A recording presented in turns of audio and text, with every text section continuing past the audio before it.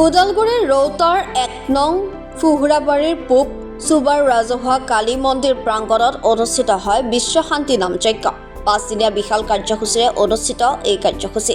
ৰাজ্যৰ প্ৰায় কেইবাটাও নামৰ দলে অংশগ্ৰহণ কৰিব। এই বিশ্ব শান্তি নাম যজ্ঞত UPPLৰ নেতা ৰাজগৌৰা নাৰ্জাৰীয়ে ফিতা কাটি শুভাৰম্ভণি কৰে অনুষ্ঠানৰ। সমগ্ৰ বিশ্ব শান্তিৰ বাবে আয়োজক সমিতিয়ে আয়োজন কৰা এনে অনুষ্ঠানৰ বাবে ধন্যবাদ জনায় নেতাগৰাকীয়ে। ১ নং ফুহুৰাবাৰী পূব চুবা মণ্ডলৰ নাম কীৰ্তন বিশ্ব শান্তি নাম যজ্ঞ হিচাপে তেখেতসকলে যিটো ৫দিনীয়া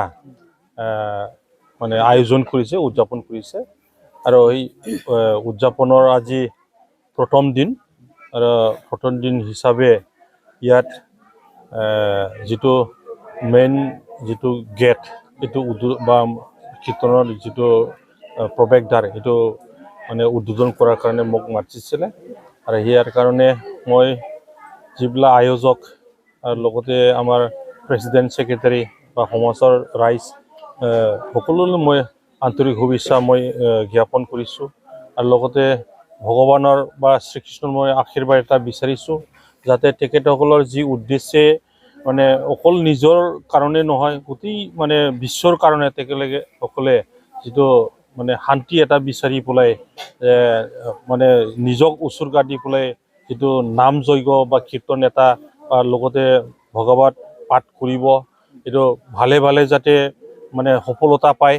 চবে যাতে মানে ইয়াতে সহযোগ কৰে এইখিনি মই কামনা কৰিছোঁ আৰু লগতে ইয়াত মোকো সামৰি পেলাই তেখেতসকলে যে মানে ইয়াক মোক অংশগ্ৰহণ কৰিবৰ কাৰণে এটা সুবিধা আগবঢ়ালে তেখেতৰ কাৰণে মই বহুত মই ধন্যবাদ জ্ঞাপন কৰিছোঁ আৰু তেখেতসকলৰ যিটো মানে উদ্দেশ্যে এইটো সফল হওক, বিশ্বৰ যাতে চবে মানে শান্তি হওক। যিটো আমাৰ আজি মানে আমাৰ এইখন বিটিআৰ অঞ্চলত যোৱা ২০২০ৰ পৰা আজি প্ৰায় ৫ বছৰ যিটো আমাৰ চৰকাৰ চলি আছে, UPPL দলৰ চৰকাৰ চলি আছে, প্ৰমোদ বড়োৰ লগতে গোবিন্দ চন্দ্ৰ বসুমতাৰীৰ নেতৃত্বত যিটো চৰকাৰ, সেই চৰকাৰৰ সময়ত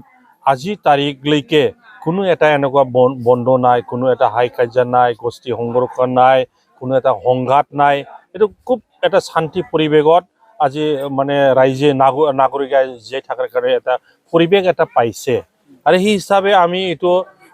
মানে দল হিচাপে বা আমি এতিয়া চৰকাৰ চলোৱাৰ মানে এটা দল হিচাপে আৰু লগতে এজন নাগৰিক হিচাপে আমি বিচাৰোঁ যে আমি মানে মই নিজে মাত্ৰ মানে জীয়াই থাকিলে নহ'ব, চবে যাতে জীয়াই থাকিব পাৰে, চবৰে তাৰমানে শান্তি সম্প্ৰীতি ৰখাৰ চবৰে মানে সহযোগ লাগিব, চবৰে সহানুভূতি লাগিব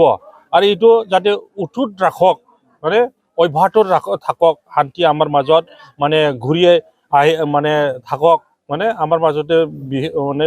হৈ থাকক, এইটো আমি চবেই আমি বিচাৰিছোঁ আৰু তেখেতসকলে এইটো আশা কৰিবলৈ যিটো নিজৰ মানে খৰচা কৰিবলৈ যিটো যোৱা প্ৰায় ৪৭ বছৰ ধৰি তেখেতসকলে যিটো ইয়াতে নাম যজ্ঞ বিশ্ব শান্তিৰ কাৰণে নাম যজ্ঞ বা কীৰ্তন এটা